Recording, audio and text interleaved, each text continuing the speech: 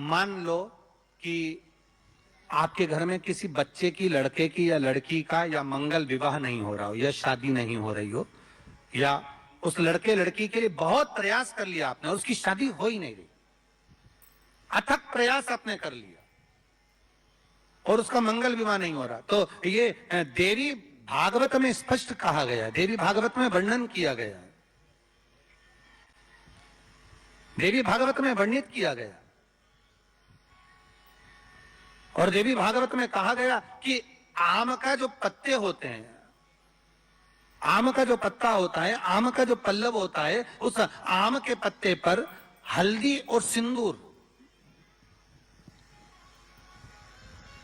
इन दोनों से स्वस्तिक का निर्माण किया जाए। देवी भागवत का संवाद है, बहुत ध्यान देना महाराज। जिन कन्याओं का विवाह ना हो पंचमी के दिन, नवरात्रे की कोई सी भी पंचमी, मतलब जो पंचमी तिथि पड़ेगी, कोई भी नवरात्र हो, चाहे वो 4 नवरात्र में से, चाहे वो पौष का हो, अश्विन का हो, चैत्र का हो, आषाढ़ का हो, किसी भी नवरात्रि में आप कर सकते हैं।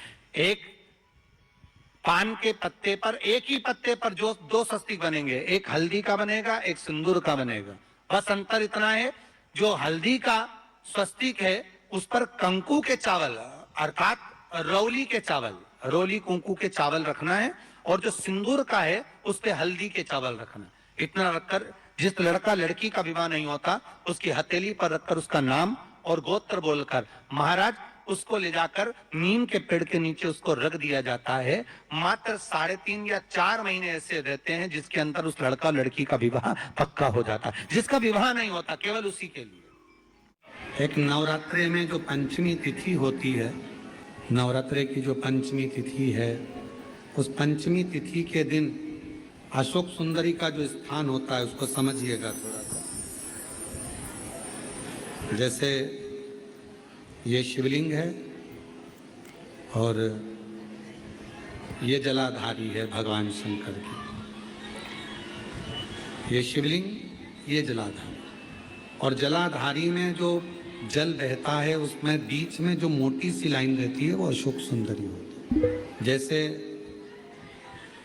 कई बेटे हैं, बेटियां हैं, कोई व्यक्ति व्यापार चालू कर रहा है, कोई व्यक्ति अपना नया भवन निर्माण कर रहा है, नए भवन में जा रहा है, या कुछ अच्छी दुकान खोलना चाह रहा है, कोई अपने लक्ष्य पर पहुंचना चाहता है और पहुंच नहीं पा रहा, तो जो शारदीय नवरात्रे आते हैं, इस शारदीय नवरात्रे में जो मां आद्य शक्ति की पूजन की जो पंचमी तिथि होती है, इस पंचमी तिथि पर अशोक सुंदरी वाली जगह पर, जो अशोक सुंदरी का स्थान है, वहां पर लाल पुष्प एक समर्पित करें।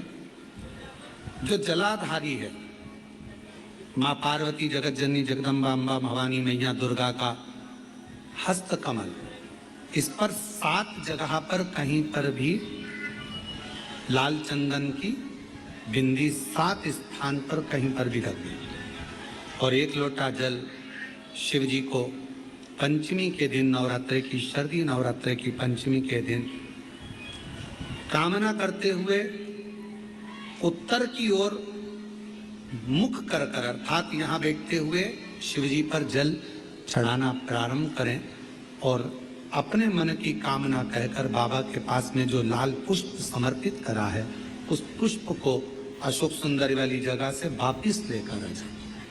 जिस लक्ष्य को आप पाना चाहते हो, अच्छी पढ़ाई कर रहे हो, खूब अध्ययन कर रहे हो, खूब मेहनत कर रहे हो, खूब पढ़ो, कोई दुकान खोल रहे हो, व्यापार चालू कर रहे हो, कोई नया कार्य चालू कर रहे हो, उस पुष्प को अपने स्पर्श कर कर या उस पुष्प का दर्शन कर कर आप एक बार जाकर देखो, आपको उस मंजिल तक मां आद्य शक्ति दुर्गा भवानी शिव पहुंचा कर शंकर। और एक निवेदन करूं आप लोगों से कि बन सके दुर्गा सप्तशती का पाठ अगर करते हो या दुर्गा सप्तशती को आप पढ़ते हो तो हिंदी का उसमें नीचे लेख आते रहते हैं, बहुत सारे वर्णन आते हैं, उसका भी पढ़ेंगे तो उसमें बहुत सारी बातें आपको बहुत अच्छी अच्छी देवी भागवत में, दुर्गा सप्तशती में, इनमें बहुत सुंदर कल्याण का यदि गीता प्रेस गोरखपुर से जो कल्याण निकलती है, उस कल्याण का यदि देवी अंक अगर आप पढ़ेंगे माता दुर्गा भवानी पर, बड़ा सुंदर, उसमें भी बहुत सी चीजें हैं।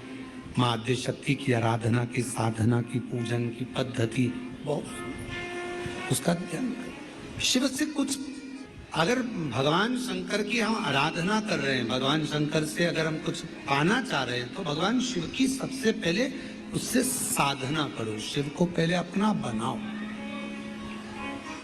कुंडा रखा रहता है, उस कुंडे में गाय के गोबर की गोबरी कंडा जलता रहता है और उसमें लोग थोड़ी थोड़ी धूप छोड़ते रहते हैं। बोलो सही है? वहां धुआं रहता है, उस धूप का गंध रहता है, उस गूगल की गंध, धूप की गंध रहती है। 9 दिन रोज छूटती है, रोज माता के मंदिर। अब कोई कहे कि क्यों भैया एक दिन छोड़ लो, नहीं, वो धूप क्यों छूटी, वो अग्नि क्यों प्रकट करी? पार्वती जी का, देवी जी का, दुर्गा भवानी का अग्नि से क्या प्रेम है? उस ज्योत से क्या प्रेम है? उस धूप से क्या प्रेम है? शिव को जल तत्व प्रिय है और मां आद्य शक्ति को अग्नि तत्व प्रिय है। मां जगतजननी दुर्गा भवानी को, आद्य शक्ति भवानी को अग्नि तत्व प्रिय है। भगवान शंकर को जल चढ़ता है और मां दुर्गा भवानी की ज्योत लगती है, धूप छूटती है, हवन होता है, यज्ञ होता है। मां को प्रियता अग्नि। सती माता चाहती तो अपने प्राणों को कहीं और भी छोड़ सकती थी, फिर हवन की अग्नि में प्राण छोड़ने की जरूरत क्या पड़ गई मां? हमारे यहाँ दुर्गा भवानी का, मां जगत जननी का एक मंदिर ऐसा है जहां पर माता की मूर्ति नहीं है, केवल ज्योत की पूजन होती है। कौन सी मां है वो?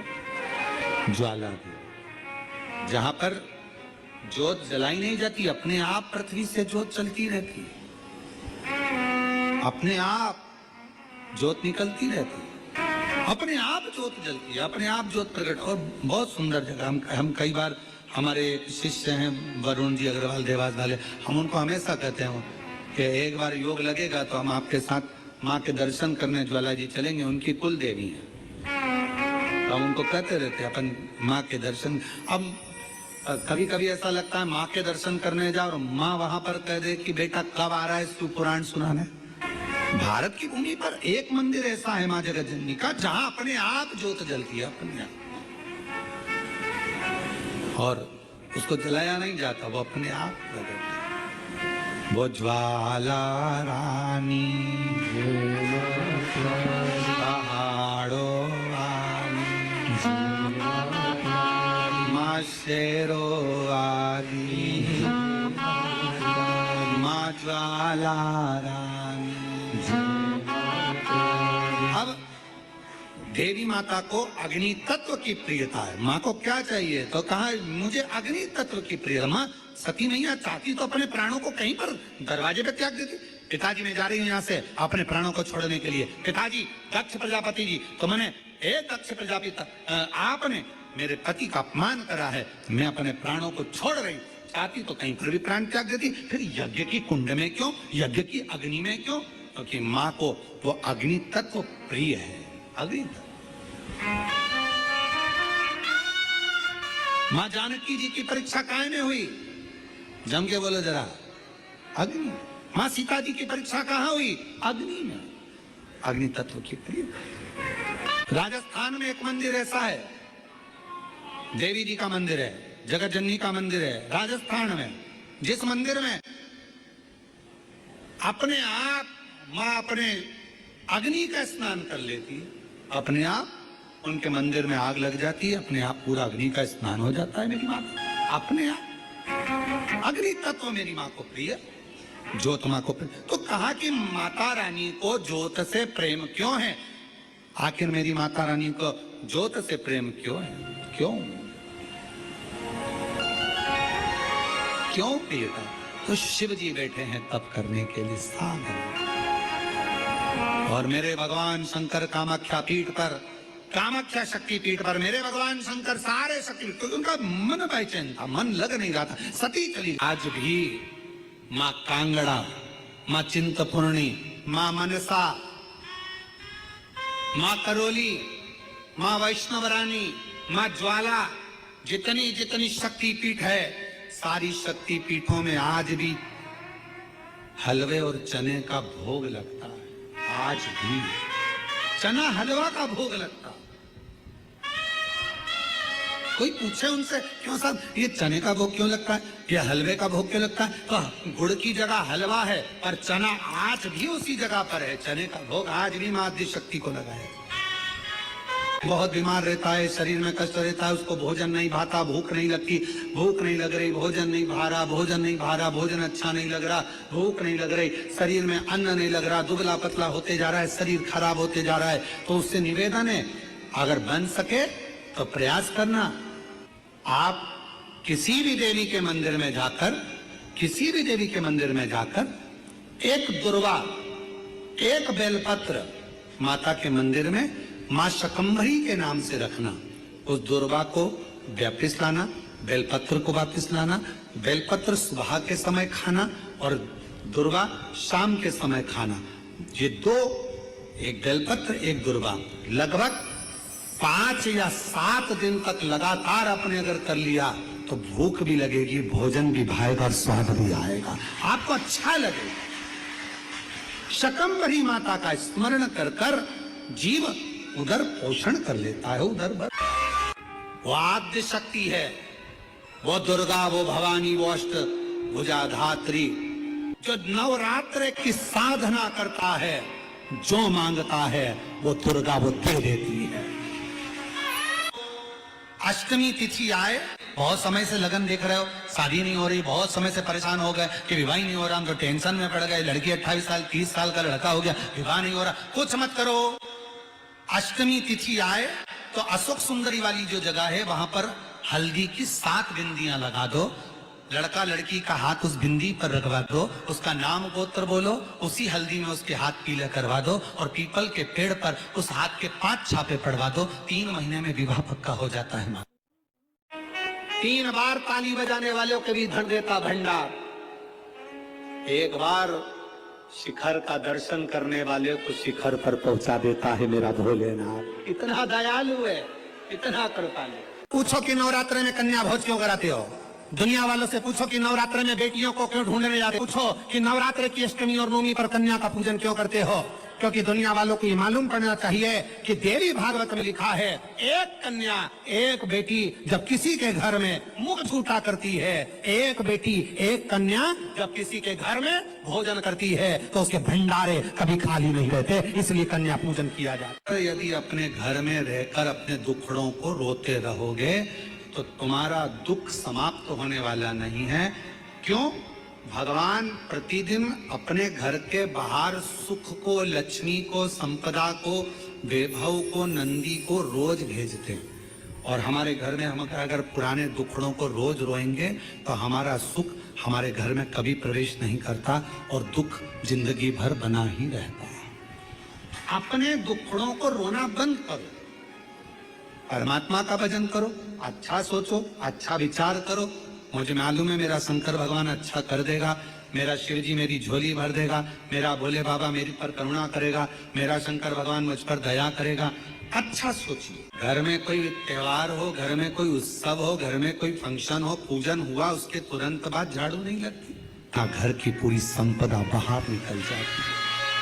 जब कोई कन्या, पुरुष, कोई स्त्री अपने घर में आकर मुख झूठा करता है तो उसके तुरंत बाद झाड़ू नहीं लगाई जाती, वरना घर की पूरी संपदा बाहर निकल जाती। मां जगतजननी की स्तुति में स्वधा का स्मरण आया। ओम जयंती मंगला भद्रकाली कपालिनी दुर्गा क्षमा शिवा स्वाहा स्वधा नमस्ते। जयंती मंगला भद्रकाली कपालिनी दुर्गा क्षमा शिवा स्वाहा स्वधा नमस्ते। ओम जयंती मंगला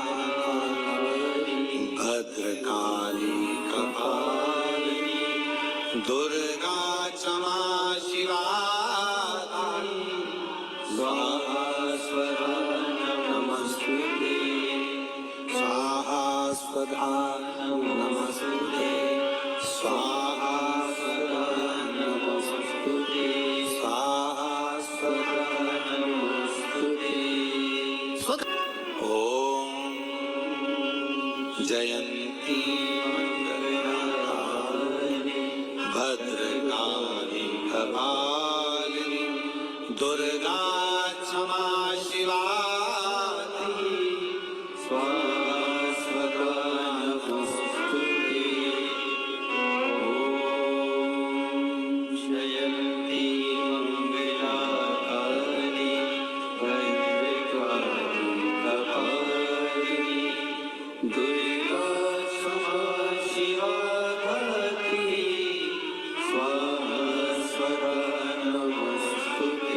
स्वधा का उच्चारण हमको सुख प्रदान करता है, स्वधा का उच्चारण हमें संपदा प्रदान करता है। भगवान शंकर ने माता पार्वती से कहा था, पार्वती जब मनुष्य रोग से ग्रसित होगा, ये मानव का शरीर जब रोगों से घिर जाए, तब तेरे फेंके हुए कुंदुक नाम का अगर वो स्मरण करेगा और कुंद का ईश्वर का नाम लेकर एक लोटा जल लाल चंदन मिलाकर मेरे शिवलिंग पर समर्पित करेगा तो वो रोग से मुक्त हो जाएगा। कल उसी घड़ी उसी क्षण शिव ने कहा, पार्वती आज तुमने पूरे कैलाश को सेट कर जमा कर उनका भरण पोषण किया है, जो तुम्हारे नाम का उच्चारण करेगा वो कितना भी बिखरा हुआ क्यों ना हो, हृदय से टूटा हुआ क्यों ना हो, उसकी दुकान उसका व्यापार चाहे कितना भी बिखर गया हो, अगर प्रतिदिन एक दुर्वा वो चंद्र घंटा के नाम से अगर मुझे समर्पित करेगा तो उसका घर परिवार व्यापार मैं खुद सेट करते चले जाऊंगा, जमाते चले जाऊंगा। तो ये नाम कोई साधारण नाम नहीं है, चंद्र घंटा का नाम। आज से नवरात्रे प्रारंभ हुए हैं, 9 दिन तक। अगर आपको ऐसा लगता है कि शिवजी आप बाबा मेरी नहीं सुन रहा, बहुत संघर्ष का जीवन चल रहा है, बहुत परेशानी का जीवन चल रहा है, बहुत कष्ट का जीवन चल रहा है और कोई मंजिल कोई राह कोई मार्ग दिख ही नहीं रहा, तुम्हारा कैसा भी दुख है, जो आज से 9 दिन तक का एक नियम ले लो। मुझे शिवजी के मंदिर में अशोक सुंदरी वाली जगह पर एक बेलपत्र माँ हेमवती माता के नाम से, कौन सी माता? हेमवती, माँ हेमवती के नाम से एक बेलपत्र अशोक सुंदरी वाली जगह पर समर्पित करूंगी। 9 दिन का एक नियम धारण करो और 12वें या 15वें दिन आप देखिए आपका जो दुख है मेरा बाबा उसको काट कर ही रहा। नवरात्रे में हेमवती माता का स्मरण करना, एक बेलपत्र का पूजन करना या एक बेलपत्र के वृक्ष के नीचे आप 9 दिन तक भी अगर मंदिर तक भी नहीं जा सकते, मंदिर में आप बेलपत्र रखने नहीं जा सकते, तो आपके घर के आंगन में द्वारे पर बगीचे में आपके घर के पास अगर कोई बेलपत्र का पौधा है, वृक्ष है, उस बेलपत्र के वृक्ष के सामने एक बेलपत्र का पत्ता रखकर भी अगर आप उस पर जल चढ़ा रहे हैं या पूजन कर रहे हैं हेमवती माता के नाम से, तो उसका फल आपको मिलेगा। और मान लो बेलपत्र का वृक्ष भी नहीं है, हम मंदिर भी नहीं जा सकते, हम कहीं नहीं जा सकते, घर से बाहर कैसे निकलें, पानी तेज है, जलवृष्टि हो रही है, बहुत सा पानी है, तो क्या करें? अपने घर में जो शिवलिंग है, तुम्हारे घर में अगर जो शिवलिंग है, तुम्हारे घर में जो शिवलिंग विराजमान है, उसी शिवलिंग के साक्षी में सम्मुख में भी अगर हेमवती माता का नाम लेकर अगर एक बेलपत्र समर्पित करोगे 9 दिवस तक, तो उसका फल मिलेगा जरूर। मैं बेटा बेटियों से कहूंगा, नवयुवक बच्चों से कहूंगा, अगर आप कंपटीशन एग्जाम में बैठ रहे हो, अपनी पूरी मेहनत करो, पूरा परिश्रम करो, रात दिन एक करो और लगे रहो, और 9 दिन तक नवरात्रि में 9 लाल फूल की 9 पंखड़ियां या 9 कोई भी चावल लाल कलर में कर कुंकुम में कर अगर माँ जगत जननी के मंदिर में नहीं जा सकते, माँ भीड़ रहे, तो शिवलिंग की जो जलाधारी है, जहाँ पानी गोल घूमता है, इस जलाधारी पर कहीं पर भी नवरात्रे में 9 दिन तक या तो लाल फूल की पंखड़ी 9 या 9 चावल के दाने लाल कलर कर कुंकुम में लाल चंदन में उस स्थान पर चढ़ाना प्रारंभ करो। 9 दिन के बाद तुम्हें 15 दिन और निकलेंगे, उसके बाद तुम्हें खुद लगेगा कि तुम्हारी जॉब, तुम्हारी नौकरी तुम्हारा बाबा ने लगाया है। दुनिया में किसी की सामर्थ्यता नहीं है कि तुमको नीचे दबा दे। जिसके मस्तक पर बेलपत्री की लकड़ी का चंदन शिव को लेपित कर कर यदि मस्तक पर लगता है, कोई बेलपत्री का वृक्ष यदि सूख जाता है, उसकी जो लकड़ी होती है उसका चंदन भी हम शिव को लगाकर अपने मस्तक पर लगाते हैं। क्या बेलपत्री के वृक्ष के नीचे की मिट्टी को भी यदि हम त्रिपुंड बनाकर सिर पर चढ़ाते हैं, तो दुनिया में किसी की सामर्थ्यता नहीं है कि तुमको हरा दे, तुमको विजय प्राप्त होती। अगर किसी कामना के वश अगर हम दीप लगा रहे हैं या हमारे मन में कोई भाव उत्पन्न है और हम बाबा से कहना चाहते हैं कि बाबा मेरा ये कार्य है आप पूर्ण करिएगा, तो फिर शिव मंदिर में भी लंबी बाती का दीप आप प्रदोष या सोमवार की अष्टमी या सोमवार या आप शिवरात्रि को बाबा से निवेदन कर कर लगा सकते हैं। हाँ, विशेष जब कोई एक बहुत बहुत बड़ी बात हो और आपके कार्य में कहीं अटकल हो रही हो, तो एक ही दीप में दो बाती, शिव और शक्ति, लंबी बाती बनाई शिव और शक्ति के नाम से, दो बाती एक साथ एक दीप में भी लगा सकते हैं। पर कब? जब विशेष कोई आपका